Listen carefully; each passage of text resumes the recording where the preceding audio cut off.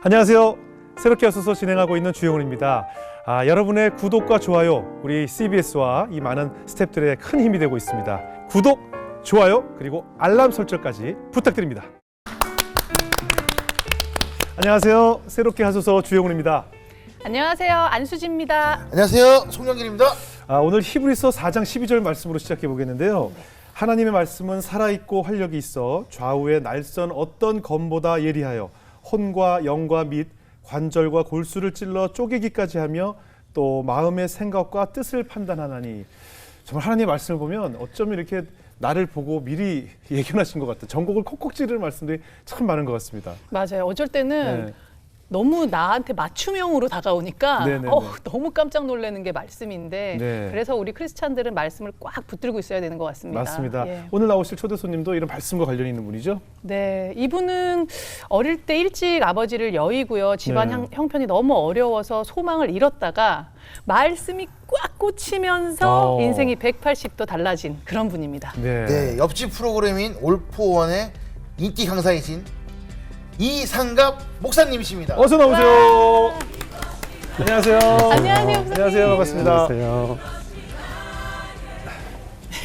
반갑습니다. 안녕하세요. 반갑습니다. 목사님 여기서 뵈니까 이상해요. 그 목사님 그 책을 보니까 설레임이란 책이 있더라고요. 네네. 근데 그 레자가 보통 어이를 쓰는데 네. 목사님 책은 아이를 썼더라고요. 그렇죠. 그 어떤 의미로 레를 그렇게 쓰셨을까요? 설레임 하니까 네. 아이스크림 이름 아니냐. 예. 맛있어요. 문법 파괴 아니냐 이렇게 네네. 얘기하는데 그건 아니고요. 말씀설 올래 이말 임. 말씀이 와서 임하다. 네. 너무 좋다. 이런 뜻이죠. 목사님께서 보니까 그 기도는 절대 땅에 떨어지지 않고 하나님께서 다 듣고 계시다라고 말씀하셨는데 특별한 이유가 있으실까요? 제가 23살에 대학교 1학년 때였는데 네네. 하나님 앞에 계속 기도했던 제목 가운데 하나가 네. 책 읽는 목사, 책 쓰는 목사 되고 싶습니다. 네. 이런 기도를 드린 적이 있어요. 네네. 근데 이제 제가 책은 쓰고 싶었는데 제 스스로 찾아다니는 것이 아니라 주님 네. 자연스럽게 네. 쓰게 해주십시오. 이런 기도를 드렸었어요. 네. 그런데 이 설레임 시리즈를 계속 써가고 있는데 어느 날 출판사에서 연락이 온 거예요. 네. 혹시 설레임 시리즈를 청년들을 위해서 책으로 내도 되겠습니까? SNS에 저는- 올렸던 글들을. 그렇죠. 완전 네. 기도응답. 예, 네. 저는 잊고 있었는데 어. 그 전화를 예. 받고 나서 제가 대학교 1학년 때 드렸던 기도 제목이 떠올랐어요. 그래서 저는 좋죠. 네네네. 인쇄까지 또 주신다는데 그걸 떠나서 일단 많은 분들하고 네. 말씀을 통해서 고민을 상담해 줄 수 있다라는 것 네. 그것이 참 좋아서 출판하게 됐고 그래서 제 대학교 1학년 때 기도 제목이 이루어진 거죠. 그러네요. 사실 살다 보면 내가 어린 시절에 기도했던 기도 제목을 잊어버렸는데 훗날 맞아 내가 이것을 놓고 기도했었지 떠오르는 순간들이 있었던 것 같아요. 그렇죠. 맞아요. 예. 영길 씨가 기도는 땅에 떨어지지 않는다 했을 때 오 이런 반응이었거든요. 네. 무슨 뜻 같아요? 기도가 땅에 떨어지지 않는다. 그러니까 기도했을 때 이게 전달이 안 돼, 뭐가 이루어지지 않으면 눈앞에서 네. 전달이 안 된다고 생각할 수도 있는데 네네네네. 결국엔 다 듣고 다 있다. 듣고 계시다는 거죠. 네.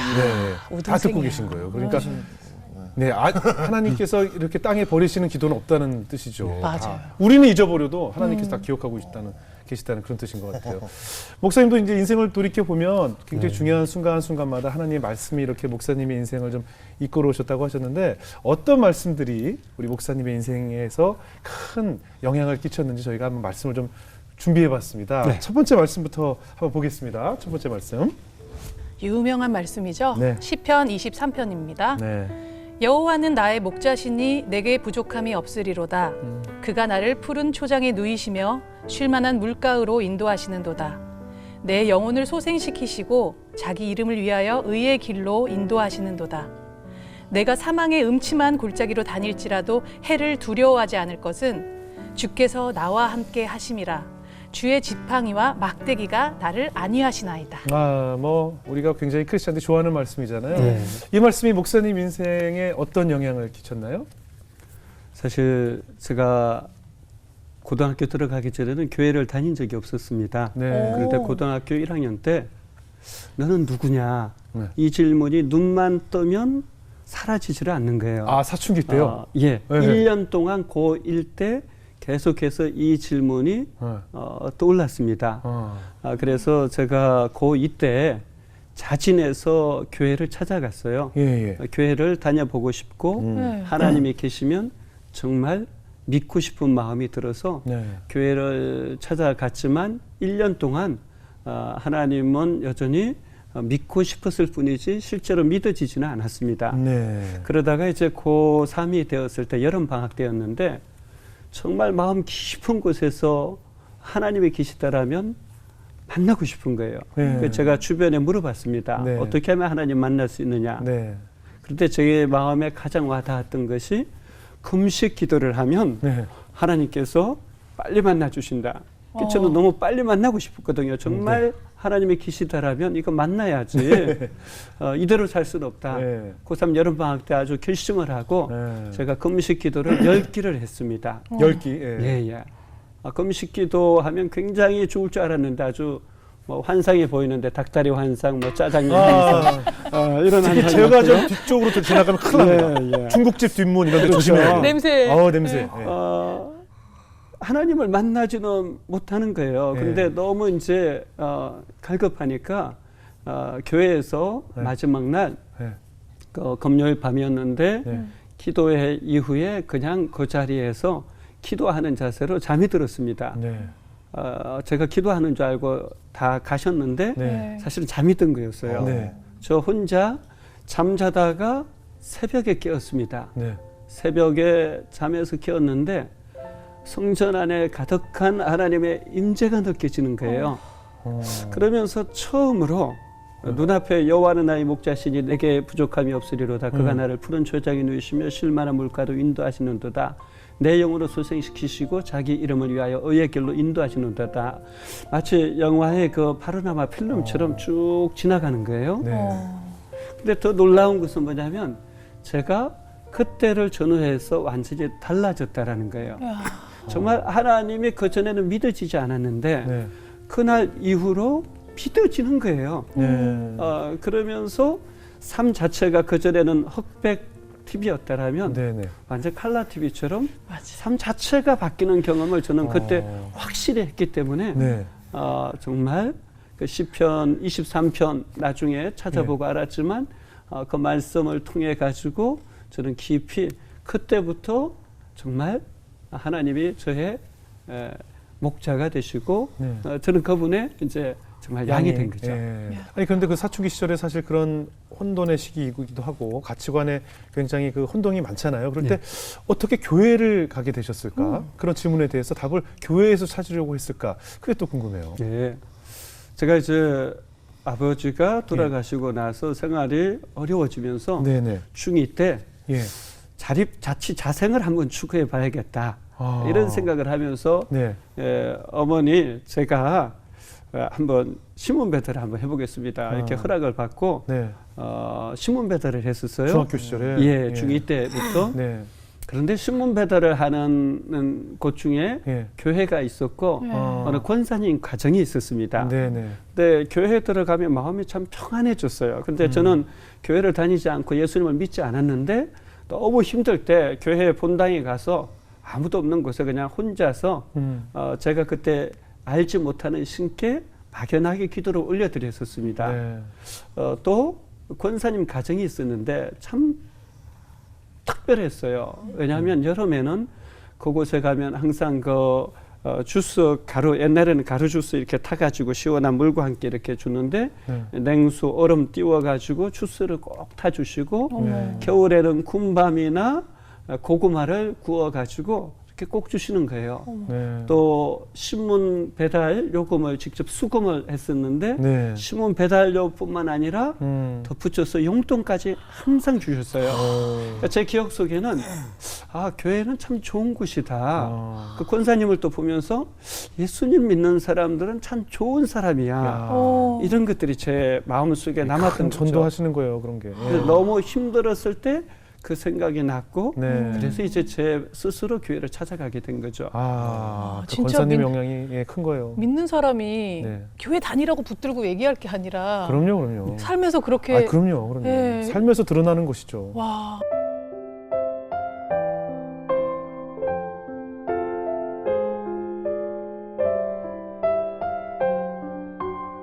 굉장히 뜨겁게 하나님 만나신 다음에 아까 보니까 흑백에서 인생이 칼라로 바뀌었다 정도로 네. 표현을 하셨는데 비포 애프터가 어느 정도로 달라졌나요? 저 같은 경우는 이렇게 예수님 믿기 전에 시몬 베드로를 하다 보니까 욕이 늘 이렇게 따라다녔단 말이죠. 시몬 배달하면서요? 예, 예. 왜요? 불평불만 때문에? 예, 뭐 여러 가지 또 욕하는 분들이 많아요. 제가 청량리 588번지 인근에 시몬 베드로 했었는데 거기서 생존하려면 네.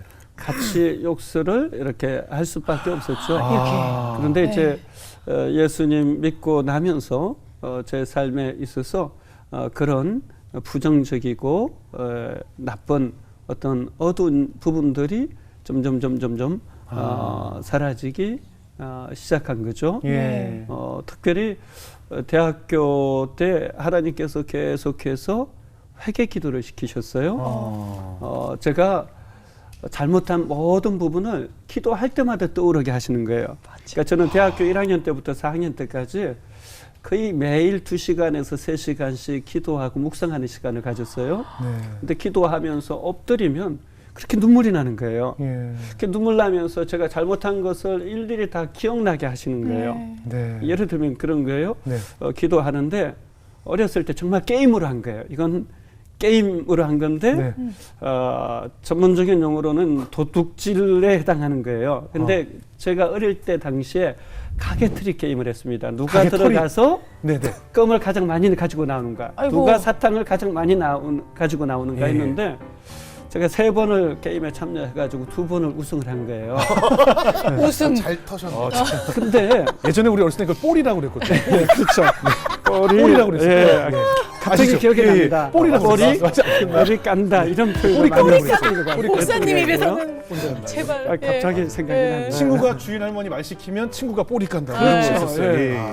그래서 껌을 25통을 가지고 나왔던 기억이 나고요. 근데 그게 기억이 나요, 기도하다가. 기도하다가 이제 기억이 나는데 와.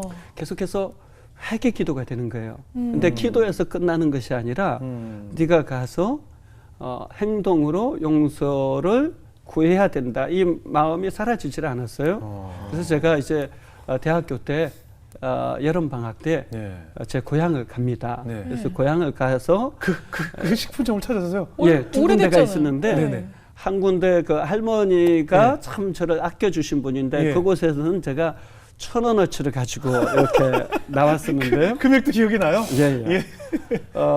가보니까 할머니가 안 계세요. 제가 이야기하고 용서를 구하려고 했는데 아무리 기다려도 안 오셔서 네. 제가 2만 원을 네. 할머니 그 방 안에 넣어드리고 왔었고요. 예. 또 한 군데는 장애를 가지신 분이 하시는 가게에 껌 25통을 가지고 나온 곳인데 그곳은 가게가 없어진 거예요. 네. 그래서 어떻게 할까 고민하다가 제가 저희 학교에 미랄 장애우들을 숨기는 그 예. 동아리가 있었는데 네네. 그 당시는 이제 전동 타자기로 주로 네. 숙제하고 일들을 했었는데 전동 타자기를 대신 선물했죠. 이렇게 기도하면서 구체적으로 하나님께서 제가 잘못한 부분에 대해서 실질적으로 이렇게 행동으로 옮길 수 있도록 그렇게 해주셨던 것 같아요. 대단하시네요. 근데 그 언행도 예전과 다르게 좋은 언어로 바뀌던가요? 그러면 다시 이렇게 뭐 욕이 나오던가 환경은 똑같으니까 그게 안 되던가요? 변화가 그렇게 확 달라지나요? 바로 바뀌지는 않죠. 네네네. 바로 바뀌지는 않은데 제 안에 나타난 변화 가운데 하나는 네. 다른 사람을 힘들게 하거나 욕설을 네. 하거나 예. 부정적인 표현을 계속할 때 예. 배탈설사가 그치지 않는 거예요. 오. 그러니까 욕을 하면 배탈이나요? 예. 그러니까 다른 사람을 미워하는 마음이 있으면 어. 배탈설사가 계속 나가지고 저는 난- 살기 위해서 고쳤습니다. 난 이거 속이 시원하던데. 속이 시원해. 확 하고 나면 시원하던데. 아니 목사님이 그러면은 설사하신다고 하면은 옆에서 또 누구 미워했구나 이렇게 할 수 있는 거네요. 있습니다. 예, 그러면 이제 목사님의 인생의 중요한 순간에 힘이 되었던 말씀 또 어떤 말씀 있을까요? 우리 영길 씨가 좀 소개해 주실까요? 여호와께서 내게 이르시되 너는 아이라 말하지 말고 내가 너를 누구에게 보내든지 너는 가며 내가 내게 무엇을 명령하든지 너는 말할지니라. 이 말씀은 어떤 영향을 주셨을까요? 예, 제가 고등학교를 졸업한 이후에 3년 동안 직장생활을 했었습니다. 특별히 22살 때 막노동을 하고 있었습니다. 네. 저는 중2 때부터 공부와 조금씩 담을 쌓기 시작해서 네. 고등학교 3년 동안 공부 거의 안 하고 예. 직장생활 3년 하고 22살 때 막노동을 하게 됐는데 예. 성경을 계속해서 그때 사장님이 기독교인이셔가지고 일이 빨리 끝나면 성경 읽거나 책을 보게 하셨어요. 네. 그래서 성경을 계속 읽어가는데 하나님께서 저를 목회자로 계속 부르신다라고 느꼈습니다. 네. 그런데 하나님이 저를 부르신다라는 것이 이해가 안 됐습니다. 네. 그래서 하나님, 저는 아닙니다. 예. 저 보세요. 말도 못하고 저는 이제까지 반장, 부반장 뭐 아무것도 해본 적이 없고 리더십도 없습니다. 하나님, 저는 할 수 없습니다. 네. 그랬는데 이제 너는 아이라 말하지 말고 이 예레미야에게 준 말씀을 읽으면서 더 이상 이렇게 핑계를 못 하겠는 거예요. 그러다가 이제 예수님께서 베드로를 부르시는 장면, 너는 나를 따라오르나 내가 너로 사람을 낚는 어부가 되게 하리라. 이 말씀을 읽을 때 어부를 예수님이 부르셨다라면 막노동꾼인 나를 부르실 수도 있겠구나. 더 이상 그때부터는 이제 핑계할 수가 없는 거예요. 그러나 저는 계속 거절한 거죠. 왜냐하면 목회자들의 삶이 너무 힘들어 보이는 거예요. 네. 그래서 하나님 할 수만 있거든. 저는 그냥 예. 돈 벌어가지고 네네네. 교회 잘 섬기고 싶습니다. 맞아요. 보통 다 그렇게 생각하죠. 네. 계속 이렇게 하면서 저는 좀 아니라고 생각을 네네. 했었고 계속 거절했었는데 이제 22살에 그 막노동하는 창고 속에서 하나님께서 계속 그렇게 거절할 때 딱 두 말씀을 마음에 주셨어요. 성경을 읽으라, 성경을 믿어라. 네.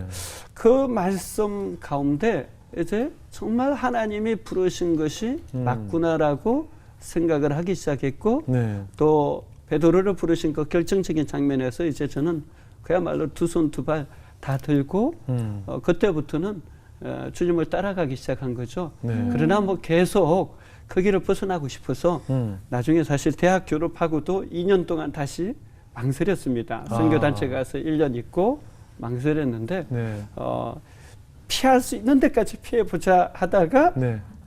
결국은 이게 정말 하나님의 인도하심이다 확신하고 저를 인도하신 분이 하나님이시라면 앞으로도 제 삶을 이끌어 가실 분이 하나님이다 믿고 이제 확신하면서 대학원에 들어간 이후로는 네. 한 번도 그때부터는 흔들리지 않았던 것 같아요. 어린 시절에 가정 형편이 굉장히 좀 많이 어려우셨었나 봐요. 많은 일을 하셨던 거 보니까. 예. 네. 아버지께서 이렇게 주무시다가 네. 갑자기 돌아가셨어요. 그냥 심장마비로요? 그런 것 같아요. 네. 어머. 저는 새벽에 어머니의 그 울음소리에 네. 깨어났는데 예. 주무시다가 돌아가셨는데 아버지가 이렇게 핀만 사실 남긴 상태에서 이렇게 돌아가셨고 네. 그래서 저희 형제가 또 생육하고 번성해서 6남매였습니다. 네. 그러다 보니까 어머님이 엄청난 고생을 하셨죠. 그러셨겠죠. 빚만 있고 네. 아버지 돌아가시고 하니까 위에 형님 두 분하고 누나가 고생을 많이 했어요. 네. 주경야독 이렇게 예. 하시고요. 그래서 이제 저도 중2 때부터 그래서 제가 아르바이트를 스스로 해야겠다라고 생각한 거예요. 그래서 아르바이트를 신문 배달로부터 시작을 했는데 어느 날 따져봤더니 19가지 일을 했더라고요. 그 학창 시절에요? 예. 어떤 저는 뭐 중2 때부터 대학교 4학년 졸업할 때까지 계속해서 직장 생활 아르바이트로 계속 하면서 다녔는데 예. 청소하고 경비 아르바이트는 제일 쉬웠고요. 예. 경비 아르바이트는 제일 행복했습니다. 여자 기숙사 경비였는데 예. 자매들이 항상 이렇게 과일 챙겨다 주고 네네. 갑자기 눈이 커지셨어요. 목사님. 토스터 이렇게 갖다 주고 뭐 라면 끓여다 주고 정말 목사님 미남이시라니까요. 매일 그렇게 해줬던 것 같아요. 네. 그래서 너무 감사하고 지금도 아. 그분들께 늘 감사하고 참여하고 그분들을 위해서 기도하고 있고요. 네.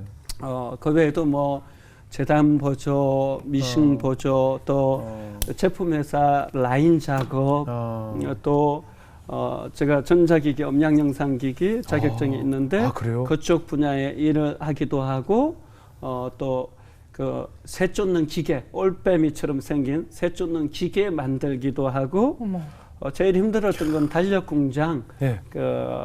였는데 예. 1월부터 12월까지 한 바퀴 돌고 찍고 또 한 바퀴 돌고 찍고 그러면 그날 밤에 집에 들어가면 머리가 팽팽 돌아요. 그러니까 하여튼 뭐 19가지 일들을 하루 종일 그러고 있으니까요. 어머. 예, 예. 하면서 계속해서 학비를 벌면서 이제 학교를 다녔었죠. 예. 그럴 때 어떤 말씀에 힘을 얻으면서 일을 하셨어요? 학창 시절에. 저에게 특별히 가장 힘이 되었던 것은 빌립보서 4장 13절 말씀이에요. 네, 저도 좋아해요. 왜 그 말씀이 힘이 됐냐면 이제 막노동을 하다가 대학을 가기 위해서 22살에 이제 준비를 하는데 너무 두렵고 불안한 거예요. 네. 내가 이거 할 수 있을까? 내가 혹시 망신만 당하는 거 아닐까? 이런 생각이 그치지 않고 제 마음속에 드는 거예요. 그리고 뭐 그 당시만 해도 대학을 한 30% 정도 진학하던 시기였기 때문에 늘 두렵고 염려가 되고 걱정 근심이 끊이질 않는 거예요. 그런데 어느 날 이 빌립보서 4장 13절을 보는데 갑자기 저에게 주신 말씀 레마로 와닿는 거예요. 네네. 그래서 제가 두렵고 불안한 마음이 들 때마다 내게 능력 주시는 자 안에서 내가 모든 것을 할 수 있느니라 이걸 썼는데 1000번도 넘게 적었던 것 같아요. 그 얘기는 그만큼 두렵고 불안했다라는 얘기고 그렇죠. 또 그렇게 쓸 때마다 하나님께서 나와 함께 하신다라는 생각이 들었어요. 저는 처음에는 내가 모든 것을 할 수 있느니라 여기에 초점을 두고 네. 할 수 있다, 할 수 네네. 있다 뭐 이렇게 했었는데 네. 네. 점점 시간이 지나면서 오히려 바뀌더라고요. 초점이 내게 능력 주시는 자 안에서 맞아요.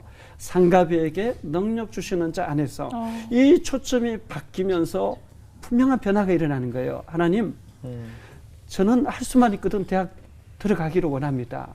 그러나 제 삶에 주님의 뜻이 이루어지는 것이 우선순위입니다. 내게 능력 주시는 자, 주님을 저는 인정합니다. 고백하면서요. 그때부터 점점 두려움이 사라지고 걱정 근심이 사라지고 네. 오히려 하나님이 주시는 평강 가운데 공부를 하게 됐던 것 같아요. 그런데 놀라운 것은 정말 뭐 수학 빼고는 너무 놀라운 변화가 일어났는데 저는 사실 수포자예요. 예. 대학 시험 볼 때 어떻게 봤냐면 수학은 무조건 일자로 찍었습니다. 확률 확률 25%. 그렇죠. 25점 나와요? 25% 한 번으로만 계속 다 찍으면 어. 25점이 나와요. 주관식도 전부 1로 쓰고. 주관식은 0 아니면 1이거든요. 0이 확률이 더 높아요. 그렇죠. 스포자예요? 아이 스포자.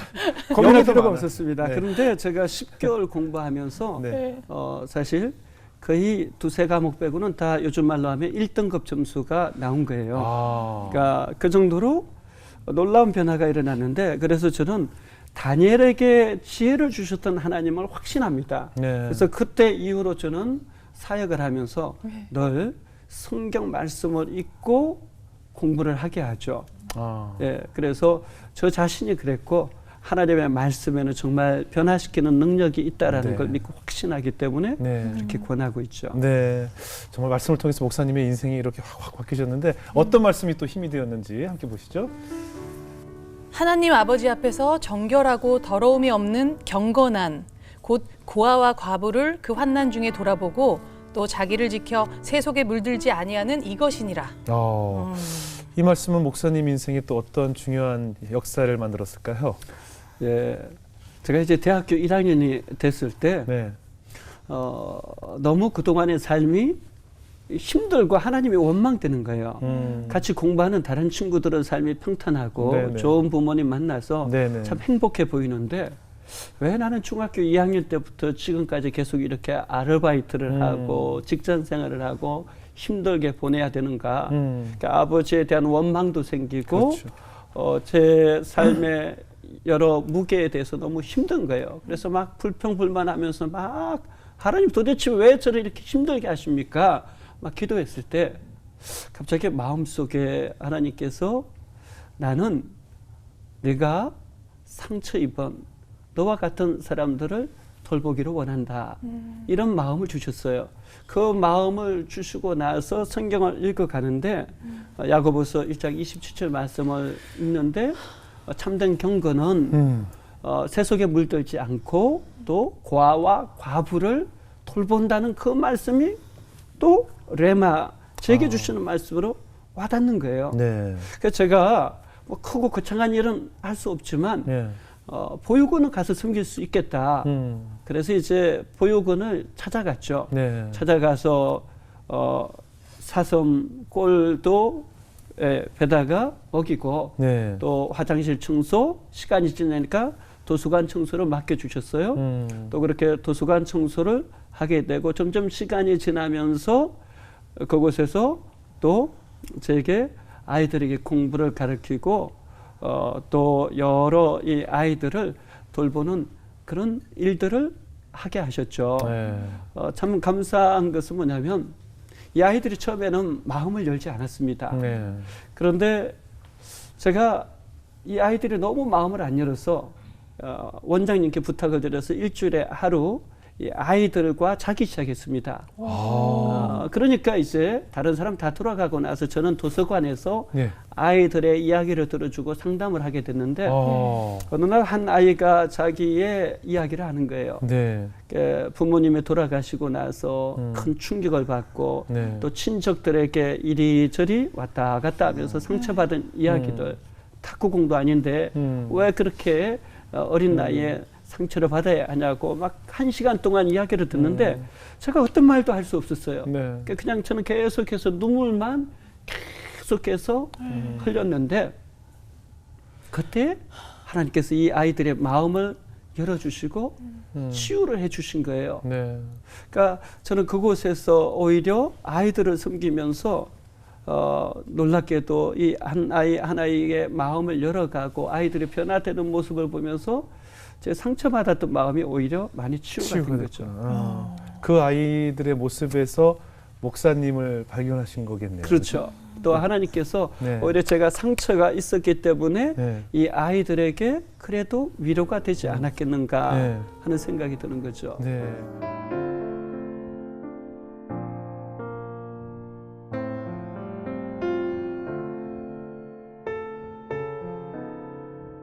특별히 잊을 수 없는 일은 네. 대학교 1학년 때 여전히 제가 알바를 했는데요. 네. 네. 한 달 만에 대학 등록금을 다 마련을 했습니다. 와. 예, 그런데 쓰리잡, 뭐 투잡, 쓰리잡을 계속 여러 일을 찍은 거죠. 하셔서 예. 등록금 비싸니까. 예. 네. 그런데 그날 네. 하나님께서 제 마음에 네. 제가 섬기는 보육원 아이들을 위해서 또 주변의 연약한 곳을 향해서 그 등록금을 전부 흘려보내라라는 감동을 주신 거예요.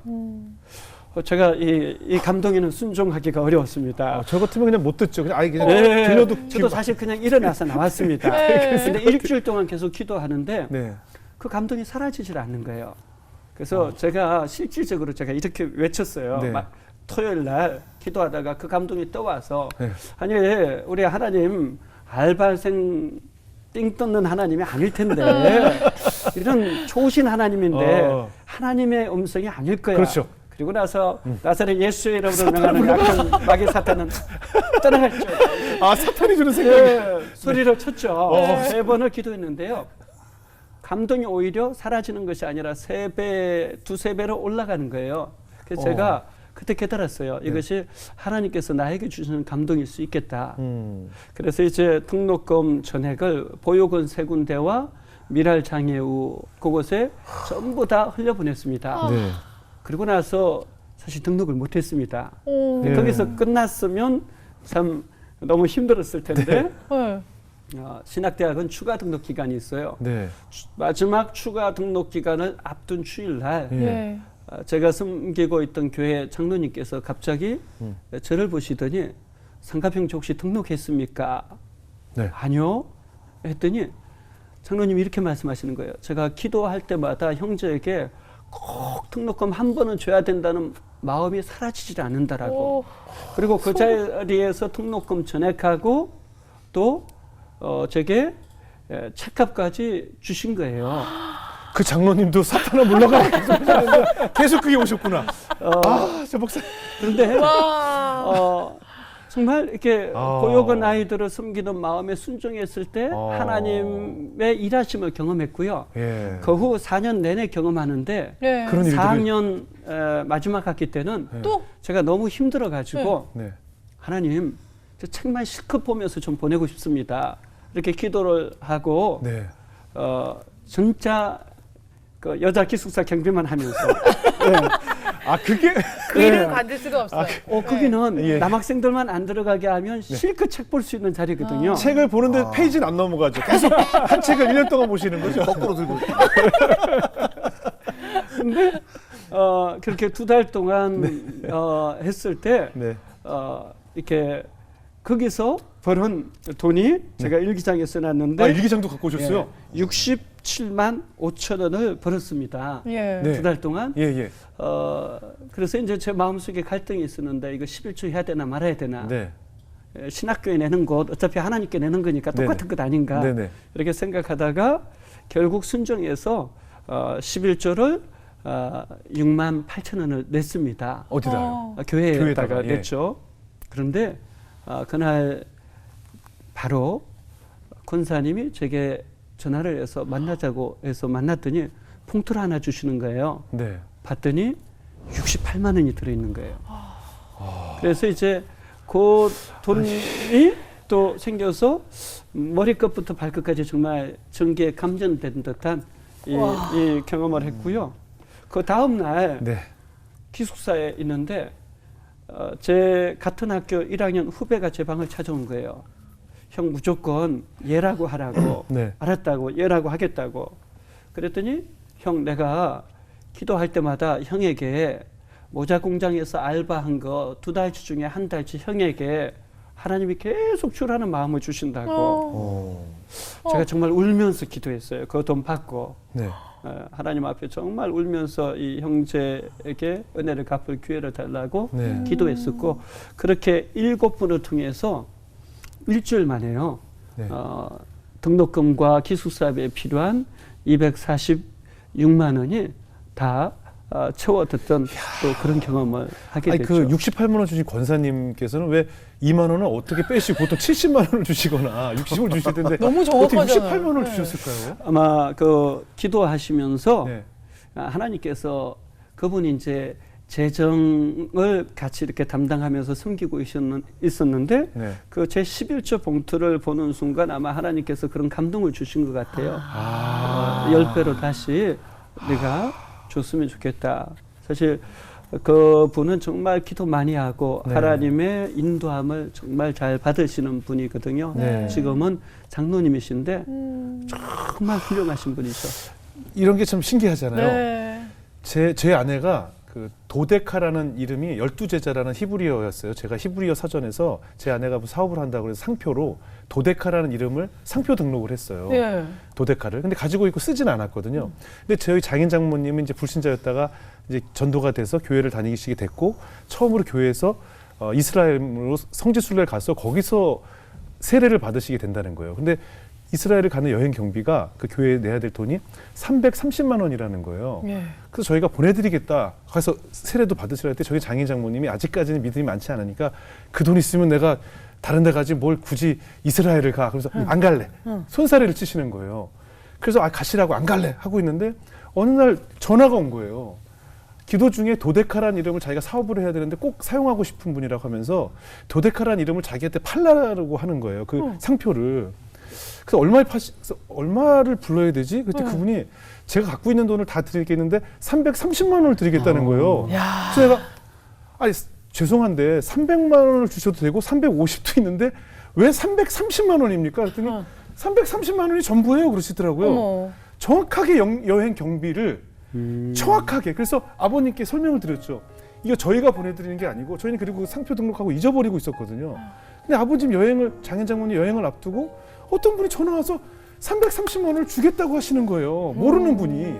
그래서 그 도데카라는 이름을 드리고 그 여행으로 성지순례 가셔서 저희 장인 장모님이 그 이스라엘에서 직접 거기서 세례를 받으셨어요. 요단강가. 요단강에서. 야. 그래서 저희 장인 어른이 거기서 십자가를 안고 눈물을 흘리시는 거예요. 어머. 세례를 받으시면서. 어. 그러니까 저희가 보내드린 것이 아니고 누군지도 모르는 분이 그냥 연락이 와서 도데카가 보내드렸죠. 도데카가 네. 이렇게 그러니까 액수가 좀 신기하잖아요. 예, 300도 아니고 350도 아니고 지금도 68만 원. 이런 게 정말 신기한 거예요. 정확하신 하나님. 네, 정확하신 와, 하나님. 네, 정확하신 참 신기해요. 아니 생각해 보니까 지금 계속 얘기가 뭐 기도, 책, 네. 일. 네. 근데 결혼 지금 하셨잖아요. 예. 그러면은 배우전 배우자 어떻게 기도를 하셨을 것 같은데 네. 기도도 어떻게 에, 말씀으로 하셨나요? 사실 뭐 저는 거의 흑수저였기 때문에 헉수저요? 아, 흑수저. 제가 사투리 발음이에요. 아, 네. 경상도. 네네, 네. 알겠습니다. 네네. 참 힘든 청년의 때 보냈기 때문에 이게 배우자와 네. 만남, 결혼이 쉽지 않았습니다. 이성교제 결혼이 네. 쉽지는 않았고요. 그래서 너무 힘들어서 하나님 앞에 참 가장 많이 울면서 기도했던 제목, 뭐 은혜를 주옵소서 이게 아니라 배우자를 주옵소서 울면서 기도했었고, 네. 특별히 제가 그 영락기도원 네. 뒤에 북한산에서 1년 동안 거의 교회 갈 때 빼고는 그곳에서 이제 말씀 묵상과 기도하면서 보낸 네. 시간들이 있었는데 네. 그때 참 많이 기도를 했었어요. 네. 그러면서 이제 제 기도가 바뀌기 시작했는데 네. 네. 어떻게 바뀌었냐면 네. 그전에는 뭐 10가지 뭐 3가지 이것만은 이런 배우자를 만나게 해주십시오. 아, 조건? 기도했어요. 예, 예. 예. 그거 다 내려놨고요. 예. 예. 나중에 제가 했던 기도는 주여 저를 불쌍히 여겨 주옵소서. 불쌍히 여겨 주옵소서 이렇게 기도를 했어요. 그래서 제가 정말 마흔 거의 다 돼갈 무렵에 네. 38에 결혼을 했는데 예. 아내와 결혼하고 나서 물어봤어요. 네. 도대체 네. 나랑 네. 어떻게 결혼할 생각을 했냐고. 네네. 네. 그래서 아내가 네. 정말 아내 말 그대로입니다. 네네. 내가 기도할 때마다 네. 또 저를 볼 때마다 저 사람 너무 불쌍해 보이더라는 거예요. 그래서 나 아니면 저 사람을 도와줄 사람이 없을 것 같다. 불쌍히 여겨주시옵소서. 그 생각이 계속 들었다는 거예요. 그래서 저는 와. 이게 정말 정확하시다. 하나님께서 나를 불쌍히 여기셨구나. 아. 뭐 사람마다 다 똑같이 적용시킬 수는 없지만 네. 저의 경우에는 아. 하나님께서 그렇게 일하셨다라고 생각해요. 아. 배우자기도 진짜 정확하게 해야겠네요. 아, 정확하게 그럼요. 들어주시네. 어떻습니까? 목사님 그 이전 교회에서부터 계속 청년 사업 하고 계시잖아요. 사역을 네. 하고 계신데 청년들 요즘 많은 뭐 실업 문제도 많고 청년 나이 때 겪어야 될 많은 애통함들이 있잖아요. 특히 요즘은 그 상대적 박탈감이라는 것들 때문에 참 괴로워들 많이 하는데 그런 젊은이들을 보면 어떤 메시지를 좀 전해주고 싶으세요? 사실 청년의 때는 다 힘든 것 같아요. 네. 어느 시대나 청년의 때는 힘든 것 같아요. 그 이유는 기본적으로는 누구나 미래를 알지 못하기 때문에 네. 두려움과 불안이 자리하고 있거든요. 네. 삶의 형편과 처지는 시대마다 다르지만 힘든 그때 중요한 것은 하나님을 정말 만나는 거라고 생각해요. 네. 그러면 하나님을 어떻게 만날 수 있는가? 저는 하나님을 만나는 가장 좋은 방법이 성경을 읽고 묵상하고 네. 그 성경 말씀을 우리 삶의 자리로 계속해서 적용하는 거라고 생각을 합니다. 어떤 청년이든지 하나님의 임재 가운데 나아가서 말씀 앞에 끊임없이 머물면서 네. 그 말씀의 방향을 계속해서 따라간다라면 저는 하나님의 손이 그 삶을 빚어가실 거라고 생각해요. 마치 이스라엘 백성들을 광야에서 하나님께서 친히 빚어가셨던 것처럼 우리 청년들의 삶에 하나님의 말씀을 따라간다라면 인생의 청년의 광야 같은 시간을 지나갈 때 불기둥, 구름기둥도 경험할 것이고 만나와 메추라기도 경험할 것이고 그 회막 가운데 하나님의 임재 가운데 그 하나님의 음성을 들으면서 그 삶의 미래를 열어갈 수 있을 거라고 생각합니다. 네. 참 힘든 때지만 저는 말씀 앞에 오래도록 머물면서 하나님의 음성 듣고 하나님의 인도함을 꼭 받으라고 권하고 싶습니다. 특별히 네. 가장 좋은 도구가 하나님의 말씀인 거예요. 맞습니다. 그래서 말씀 붙들고 힘들더라도 한 걸음 한 걸음 나아간다라면 네. 동굴이 아니라 저는 터널이라고 생각해요. 어느 순간에 지나면 끝이 막혀 있지 않고 반드시 열려 있습니다. 아. 어두울 때 힘들더라도 하나님 손 붙들고 그냥 한 발짝 한 발짝씩만 앞으로 계속 나갔으면 좋겠어요. 저는 종종 이렇게 얘기하는데 바꿀 수 있는 모든 것은 바꾸라. 최선을 다해서 바꾸라. 그러나 네가 바꿀 수 없다라면 죽게 하듯 해라. 죽게 하듯 한다라면 그 시간 너는 모르지만 하나님이 일하신다. 요셉 같은 경우에 사실 형제들에 의해서 인신매매 당하고 그 보디발의 집에 노예로 있을 때 죽게 하듯 했거든요. 그러니까 가정 총무가 되죠. 또 그 보디발의 처에 의해서 성폭행, 성추행, 미수범으로 왕의 감옥에 갇히죠. 또 죽게 하듯 하거든요. 그러니까 하나님께서 또 그곳에서 빚어 가시죠. 사실 그 기간은 의미 없는 시간이 아니라 오히려 광야 학교, 광야 대학이죠. 보디발에 있을 때는 거의 MBA 과정, 경제학, 경영학을 배웠고요. 네네. 그 왕의 감옥에 갇혔을 때는 대한의 사람들이 그 속에 많이 갇혀 있거든요. 그럼 거기서 국내 정치학, 국제 정치학을 다 배울 수 있는 자리라고 그러네요. 생각해요. 그러니까 우리를 죽게 하듯 하기만 한다라면 네. 결국 하나님의 손에 의해서 저는 빚어진다라고 네. 확신합니다. 그러네요. 중요하네요. 동굴이 아니고 터널이 되잖아요. 조명이 없는 터널이에요. 조명이 없으면 누군가가 나를 이끌어줘야 되잖아요. 전적인 하나님의 말씀만 붙들고 그 어두운 곳을 가다 보면 환한 빛이 있는 곳으로 탈출할 수 있지 않을까 이런 생각이 들었습니다. 오늘 목사님 말씀 정말 감사하고요. 네. 저희도 많이 은혜 받는 시간이었습니다. 오늘 자리해 주셔서 고맙습니다. 감사합니다. 네, 감사합니다.